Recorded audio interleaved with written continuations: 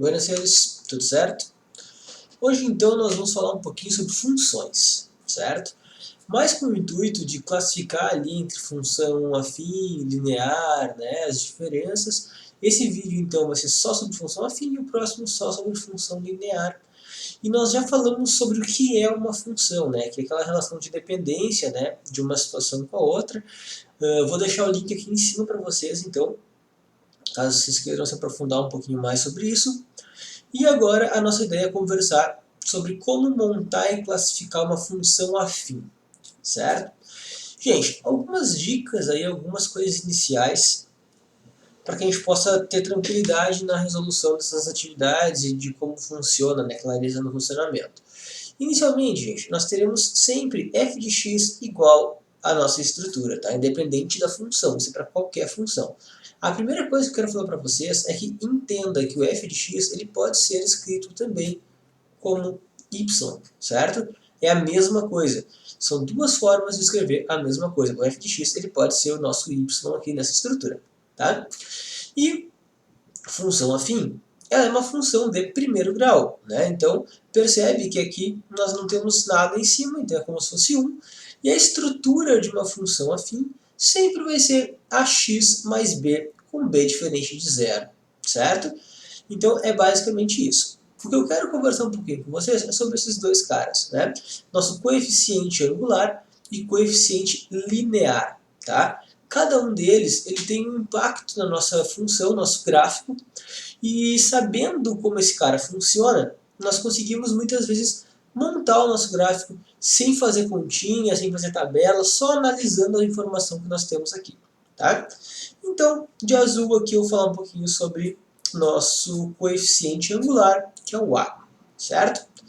Gente, coeficiente angular. Esse cara, ele vai definir basicamente se a nossa função ela é crescente ou decrescente, certo?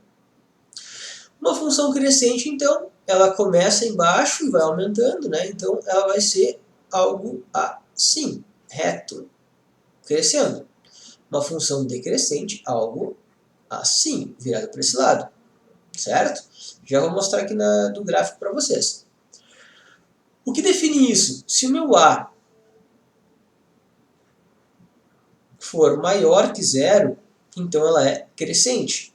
Se o meu A ele for menor que zero, ela é decrescente, ou seja, A positivo crescente, A negativo decrescente. Essa é a primeira coisa importante, então, sobre funções. Sobre a função afim, principalmente, né? Pessoal, eu deixei aqui já uma barrinha para representar. Isso aqui, gente, seria um gráfico, um exemplo, de uma função crescente. Ó. Ela começa embaixo e vai aumentando. Ela decrescente seria o contrário. Ela começa no alto e vai diminuindo, certo? Essas são as duas estruturas que nos interessam aí em relação ao valor de A. Depois nós temos nosso coeficiente linear, né? Esse é o angular, esse é o linear, certo? O linear, gente, ele basicamente vai definir onde a minha função corta no eixo y, certo? Então é basicamente isso que ele faz. Vamos pegar uma outra cor aqui, pegar um branco mesmo. Olha só. Então, o coeficiente linear, que é esse carinha aqui, ele define onde minha função toca no eixo y. Digamos que meu termo independente aqui, meu coeficiente linear, seja 3. Eu posso garantir para vocês que lá no 3 do gráfico é onde vai tocar, então, a minha função. Ela vai com certeza tocar aqui, certo? Porque o meu coeficiente linear é 3. Se fosse 10, tocava no 10, se fosse menos 2, tocava lá no menos 2. Tá? E quem vai definir, então, essa angulação em relação ao eixo x é esse númerozinho aqui. Ela pode ser mais angulada para cá, por exemplo, aí ficaria assim. Pode ser mais angulada para lá, a gente teria que arrumar aqui, certo? Essa angulação em relação ao eixo x aqui, a angulação da função em relação ao eixo, é o A que define, beleza? Gente, aí um detalhe, uma curiosidade que eu julgo importante, tá? Quando que duas funções elas são paralelas, certo? Paralelas, a definição delas é que elas possuem o mesmo coeficiente angular. Então, por exemplo, 2x mais 10 e 2x menos 30, as duas são 2x, as duas possuem o mesmo coeficiente angular, então elas são paralelas. Deixa eu arrumar aqui. Peguei uma outra ali em cima para nós. Então, isso quer dizer o quê? Por serem paralelas, elas nunca se tocam. Elas vão ficar nesse formato. Digamos que uma seja 2x mais 3, essa vermelha, e a outra é 2x mais 4. Cruza ali no 4, ali em cima. Elas são paralelas, certo? É uma curiosidade, eu falo isso porque já vi muitas provas, aí, muitas questões falando de funções paralelas, então é importante que tu tenha uma noçãozinha disso. Beleza? Como construir uma função, então? Tá? Gente, tem duas formas, tá? Uma forma que usa a tabelinha, que ela é mais mecânica, e uma forma que tu vai analisar os pontos, analisar a situação e vai marcar, tá? Gente, como que a gente usa essa tabela aqui? Do nosso lado esquerdo, tu vai colocar valores estipulados para x. Tu vai definir quem é o teu lado esquerdo. Tu vai definir quem é teu x. E do lado direito, tu vai colocar ou f de x ou y. Certo? Tanto faz. Ou f de x ou y. Então, tu vai escolher valores para x. Então, eu gosto sempre de colocar aí pelo menos um valor negativo e um valor positivo para a gente se organizar bonitinho. Aqui até eu vou fazer um pouquinho maior. Vou colocar aqui, ó, menos 2, menos 1, 0, 1 e 2. Esses são os valores que eu defini para o meu eixo x, certo? E as respostas deles vão ser meu valor para y. Então, como que eu faço isso aqui, gente? É bem simples, tá? Então, olha só. Defini que o meu x é menos 2. Eu substituo na função e vejo qual é a resposta. Então, olha só. Aqui ficaria menos 2 mais 2, que é 0. Então, a minha resposta aqui é 0.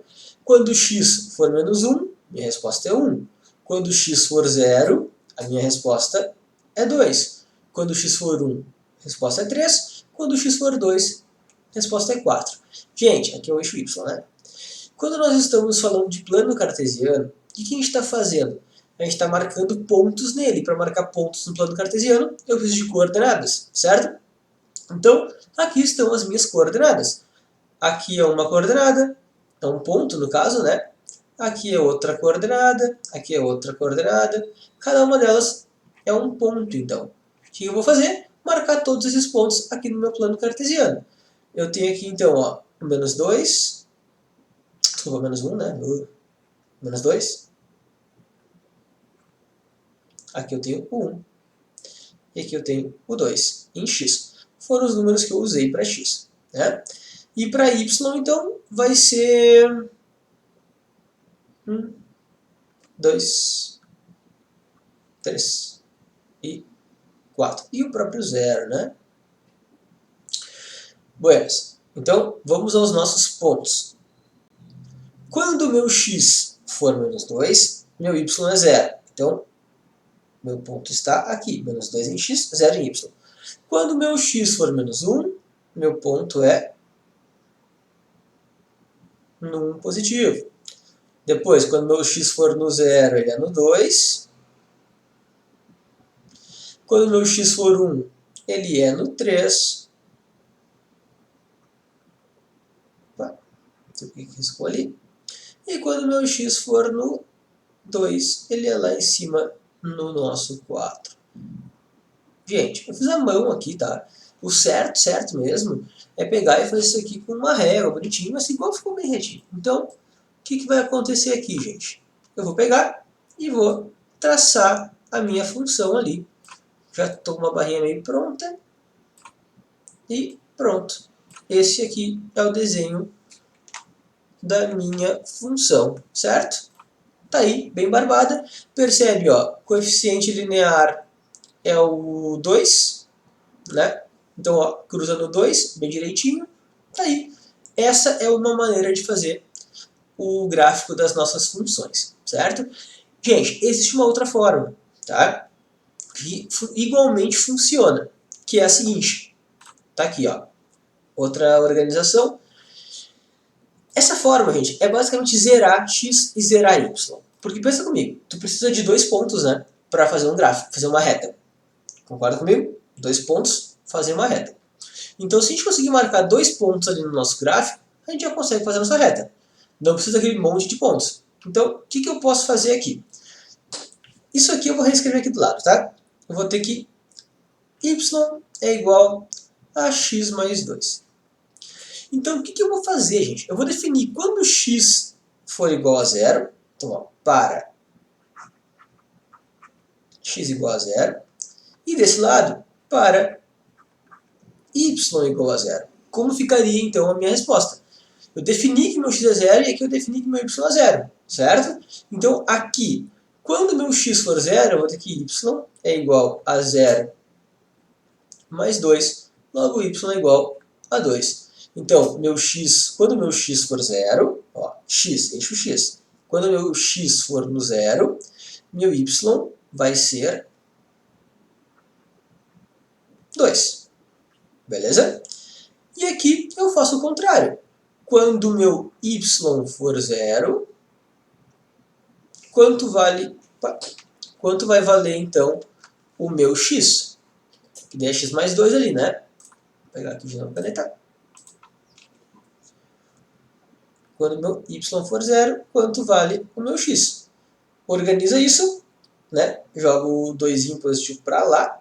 Teremos que x é igual a menos 2. Ou seja, quando meu y estiver no zero, meu x vai ser menos 2. Aqui. Feito isso, tenho os 2 pontos.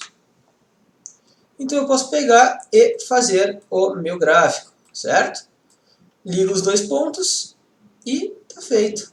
O gráfico aí está pronto, bem bonito, certo? Essa forma é muito mais rápida, né? Muito mais tranquila de fazer, só que tu tem que zerar os dois e alguns podem ter um pouquinho de dificuldade com isso, mas é muito mais simples. Beleza?